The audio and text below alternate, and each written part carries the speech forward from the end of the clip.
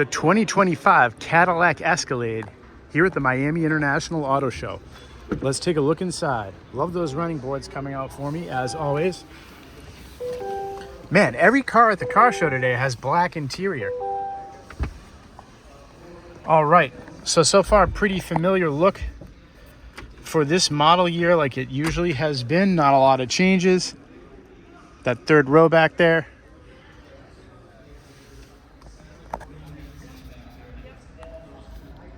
Nice thumb groove on the steering wheel. I always appreciate that. I'm an ergonomics guy.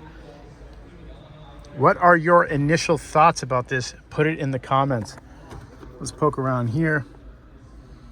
Got your USB C and USB A. Yep,